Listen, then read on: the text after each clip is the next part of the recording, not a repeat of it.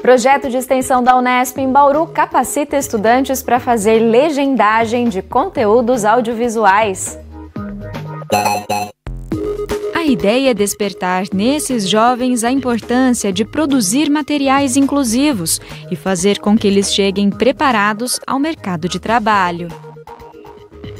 Os Jogos da Copa do Mundo começam amanhã e neste ano o torneio traz uma novidade tecnológica, o árbitro de vídeo. O professor Zeca Marques, que é coordenador do Observatório do Esporte da Unesp, comenta esse recurso e o que ele deve representar para a competição.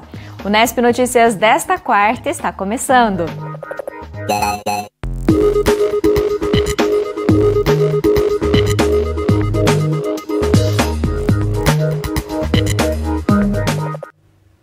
Boa tarde. No Brasil, de acordo com o IBGE, cerca de 45 milhões e meio de pessoas têm algum tipo de deficiência, seja ela auditiva, intelectual, física, visual ou múltipla. E apesar de algumas leis e diretrizes garantirem diversos direitos a esse público, o acesso a conteúdos audiovisuais inclusivos ainda é restrito. Por isso, um grupo de pesquisa da Unesp em Bauru criou um projeto de extensão para capacitar alunos a aplicarem os recursos de legendagem em materiais para pessoas com deficiência auditiva, ensinamentos que eles pretendem levar para o mercado de trabalho. Ao mesmo tempo em que a cena desenrola, a legenda com as falas dos personagens aparece na tela e um narrador descreve as ações e a linguagem corporal das pessoas envolvidas no ato. Nossa, mas tudo isso é por causa desse trabalhinho de filosofia. Antes fosse. Garota passa a mão no cabelo timidamente. Porque eu tô gostando de alguém. Garota sorri para Vinícius. Só que eu não sei direito o que fazer. Conteúdos audiovisuais assim, acessíveis a pessoas com deficiências visual ou auditiva, ainda são pouco comuns no Brasil. É para tentar mudar essa realidade que esse grupo de pesquisa da Unesp em Bauru criou um projeto de extensão para ensinar a aplicar o recurso de legendagem. Segundo a professora que coordena o grupo, o objetivo é legendar vídeos de duas maneiras e depois apresentar ao público-alvo para que opine qual sistema mais apropriado. No primeiro, as legendas serão coloridas, com cada cor representando um personagem da cena. No segundo modelo, a legenda terá uma cor só e cada personagem que fala na ação vai ser indicado com o nome dele antes do texto. Nos encontros, os alunos estudam a teoria e também aprendem a lidar com o software usado para essa finalidade. Acho que a gente começa o curso pensando em fazer grandes produções audiovisuais para todo mundo gostar e curtir, mas a gente não pensa muito em todo mundo conseguir perceber o que a gente quis dizer, sabe? Então, com a audiodescrição e com a legendagem, a gente faz com que todo o público consiga entender a nossa ideia, o que a gente quer passar para eles. É a questão de pensar no outro, pensar na pessoa que não tem acesso à informação, não tem acesso à cultura, não tem acesso ao entretenimento, porque não tem o recurso apropriado. Então, esses alunos, quando eles começam a ouvir, começam a entender, e assim, é muito rápido isso, a primeira vez que eles têm contato com o recurso, eles já começam a pensar no outro. E são futuros profissionais da área de produção audiovisual, né, ou de jornalismo. Então, essas pessoas vão pensar que o que elas vão fazer daqui em diante, profissionalmente, elas vão querer incluir o outro. E eu acho que isso é um grande legado, né? Desde que entrou para o projeto, Sofia conta que passou a encarar a legenda e a audiodescrição como recursos básicos que toda a produção audiovisual deveria conter. Por isso, se dedica aos estudos para poder auxiliar em produções acessíveis no futuro. Eu vejo que é uma questão bem complexa, você tem que trabalhar vários aspectos, porque tem que deixar o mais compreensível possível, tem a questão do tempo, tudo. Então é uma coisa que tem que se dedicar bastante, ter bastante atenção, porque você está trabalhando com o modo que aquela pessoa vai acessar aquilo. Isso tem que fluir o mais naturalmente possível. Giovana confessa que ao participar do grupo já pôde perceber o quanto é difícil para a pessoa com deficiência assistir à televisão no Brasil. Primeiramente, ele abriu meus olhos para como é difícil a vida deles, para poder viver a vida normal de assistir televisão, filme, consumir audiovisual. E eu pensei como que eu poderia ajudar e aprender para poder fornecer conhecimento para essas pessoas e cultura, para que elas possam ter uma qualidade de vida melhor. Para a coordenadora, todos os envolvidos no projeto terão um algo a mais para oferecer quando chegarem ao mercado de trabalho. As associações que trabalham com esse tipo de deficiência ganharam assim muita voz no Brasil e profissionalmente também isso tem crescido até porque a gente tem os serviços de streaming, né?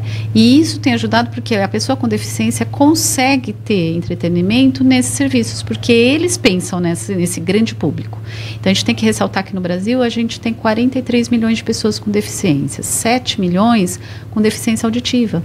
E se a indústria do audiovisual pensar neles, vai pensar também como um filão para ter aí um produto de qualidade.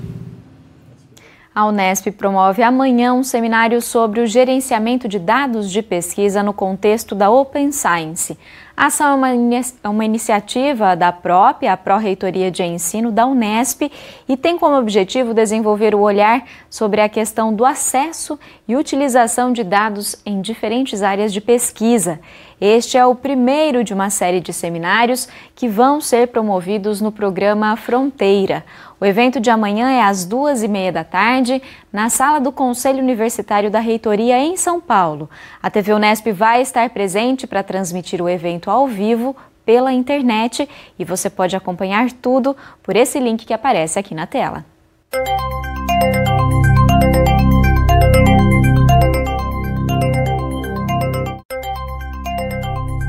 A frente fria que estava sobre o estado de São Paulo se desloca para o Rio de Janeiro nesta quinta-feira, mas o tempo permanece com muita nebulosidade e ocorrências de chuvas nas regiões norte, sul e leste do estado. Em Bauru, a previsão é de tempo estável e as temperaturas seguem amenas. Neste momento, a umidade do ar está em 74% e os ventos são de 4 km por hora. Hoje as temperaturas variaram entre 18 e 24 graus. Para amanhã, mínima prevista de 14 e máxima de 26 graus. Estamos na véspera do início dos Jogos da Copa do Mundo de Futebol e neste ano tem novidade. É a tecnologia aliada ao esporte. Foi aprovado pelo Conselho da FIFA o árbitro de vídeo. O sistema já foi testado e usado no Mundial de Clubes do Japão em 2016 e também na Copa das Confederações do ano passado. Para saber o que esse recurso a mais representa para a competição, contamos com a análise do professor Zeca Marques, que é coordenador do Observatório do Esporte da Unesp.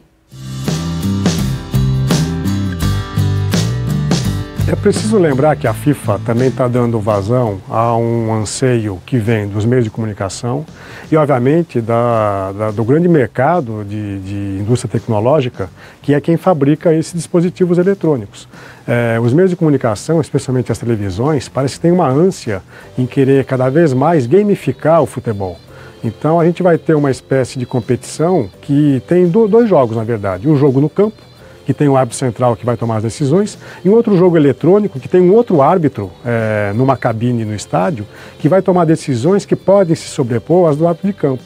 É preciso que a FIFA determine, e acho que isso não foi feito ainda, é preciso um certo didatismo para que o público entenda quais as atribuições de cada árbitro, quem tem predominância sobre quem, se haverá um colegiado para tomar as decisões, se a decisão vai ficar na cabeça de um árbitro, seja o de vídeo, seja o de campo. E até agora, me parece que não houve essa explicação, esse didatismo para que o público e a própria imprensa compreenda como que esse árbitro de vídeo vai funcionar.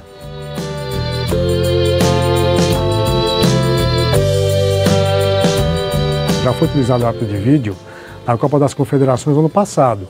E foi utilizado o árbitro de vídeo de maneira muito inadequada, cheio de polêmicas, decisões equivocadas, o árbitro central de campo tinha que voltar atrás. E eu acho que a FIFA poderia se espelhar em experiências que foram mais ou menos exitosas nas ligas nacionais de pelo menos 3 países europeus, na Itália, na Alemanha e em Portugal. Houve algumas polêmicas, porque obviamente quem se sente prejudicado com uma decisão do árbitro de vídeo sempre reclama, mas foram ligas nacionais que tiveram um uso bastante equilibrado e quase sempre buscando a chamada verdade esportiva. Esperemos que a FIFA tenha o bom senso de, numa competição com esse nível de visibilidade, que ela não estrague essa verdade esportiva, que não se tomem decisões que acabem contrariando aquilo que o árbitro de campo está vendo e aquilo que o próprio público está visualizando.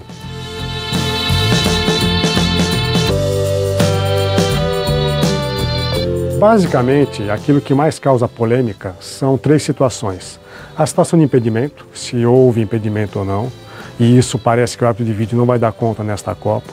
A outra questão é se a bola ultrapassou a linha de gol ou não, e na última Copa no Brasil já havia um dispositivo eletrônico que foi utilizado inclusive de maneira pioneira num jogo com o árbitro brasileiro, o Sandro Meirahit, para determinar se a bola atravessou a linha de gol ou não.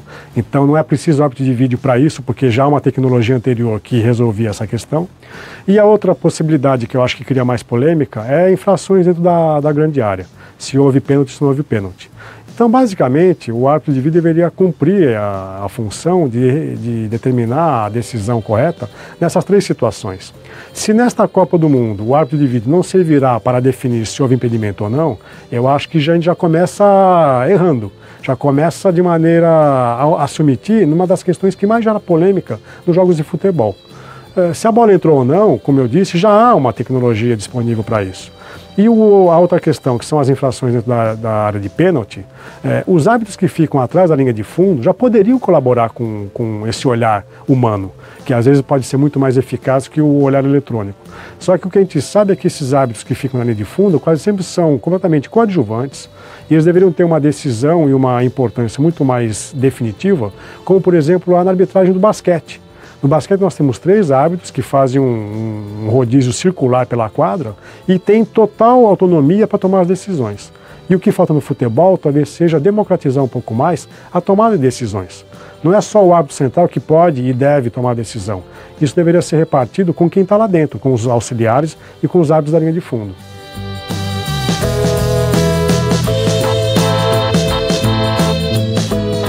Para um evento como a Copa do Mundo, o árbitro de vídeo cria, obviamente, um outro atrativo especial e vai ser interessante perceber como os meios de comunicação vão trabalhar com esse recurso. Em muitas oportunidades a partida vai ficar paralisada e vamos ficar à espera que o árbitro de vídeo tome a decisão que vai gerar uma certa expectativa por parte do público. Agora, o futebol se tornou o esporte mais difundido, mais popular no mundo todo por uma questão muito simples. Ele tem regras que são aplicadas de maneira igual em todos os lugares do mundo, na primeira divisão do Brasil e na terceira divisão do Azerbaijão, por exemplo. Então o árbitro de vídeo ele vai se tornar algo mais interessante a partir do momento que todas as federações do mundo filiadas à FIFA puderem implantar essa tecnologia em todas as suas divisões. E não apenas num evento multi-esportivo que tem uma atração dos meios de comunicação em todo o planeta, que é a Copa do Mundo. Então eu acho que a democratização desse uso é que vai fazer com que ele seja mais bem aceito por parte do mundo do futebol, não só numa competição elitista como a Copa do Mundo.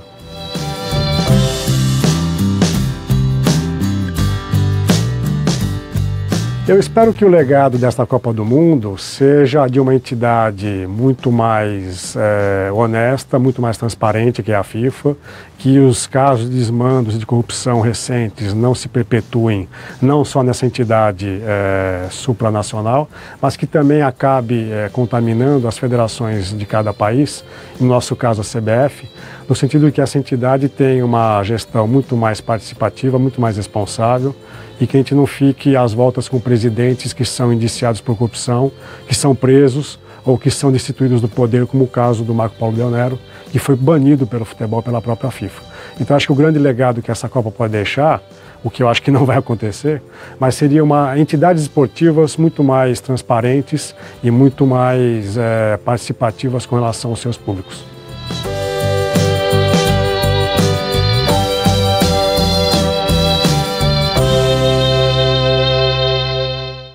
Por hoje é só, você pode acompanhar a programação da TV Unesp, também pelo site e pelas redes sociais.